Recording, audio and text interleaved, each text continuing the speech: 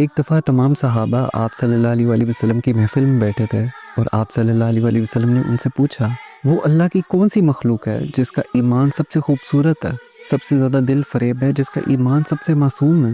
تو صحابہ نے کہا کہ یا رسول اللہ، سب سے خوبصورت ایمان تو فرشتوں کا ہے۔ تو آپ صلی اللہ علیہ وسلم نے کہا کہ فرشتوں کا ایمان، ان کا ایمان مضبوط کیوں نہ ہو؟ وہ روز اللہ تعالیٰ کے احکامات سنتے ہیں، اللہ تعالیٰ کی بنائی ہوئی جنت کو دیکھتے ہیں، دوزخ کو دیکھتے ہیں، ان کا ایمان کیوں نہ مضبوط ہو؟ تو صحابہ نے کہا کہ آپ صلی اللہ علیہ وسلم، پھر تو آپ کا اور تمام نبیوں کا ایمان خوبصورت ہوگا، معصوم ہوگا۔ تو آپ صلی اللہ علیہ وسلم نے کہا کہ نبیوں کا ایمان کیوں نہ مضبوط ہو؟ ان پر تو اللہ کی وحی نازل ہوتی ہے، اللہ تعالیٰ کے احکامات ان پر اترتے ہیں، ان کا ایمان کیوں نہ مضبوط ہو؟ تو صحابہ نے کہا پھر ہمارا ایمان مضبوط ہے، معصوم ہے، دل فریب ہے۔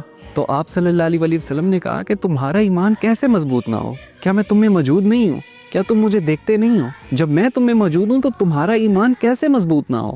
پھر آپ صلی اللہ علیہ وسلم نے بتایا کہ سب سے مضبوط اور سب سے دل فریب ایمان ان لوگوں کا ہے جنہوں نے مجھے نہیں دیکھا، جنہوں نے اللہ کے احکامات کو مجھ پہ اترتے ہوئے نہیں دیکھا، لیکن پھر بھی جب ان کے سامنے کوئی اللہ کی آیتیں پڑھتا ہے تو ان کے دل ڈر جاتے ہیں، اللہ کے خوف سے وہ ڈر جاتے ہیں۔ اور آپ صلی اللہ علیہ وسلم نے ساتھ ہی فرمایا کہ اگر تم صحابہ 10 میں سے 9 چیزوں کو مضبوطی سے تھام کے رکھو اور کسی ایک چیز کو چھوڑ دو تو تمہارے لیے آخرت کا حساب بہت مشکل ہو جائے گا، بہت سخت ہو جائے گا۔ لیکن اگر میری آنے والی امت 10 میں سے 9 چیزوں کو چھوڑ دے اور کسی ایک چیز کو مضبوطی سے تھام کے رکھے تو اس کے لیے حساب کتاب آسان ہو جائے گا، اس کی آخرت آسان ہو جائے گی۔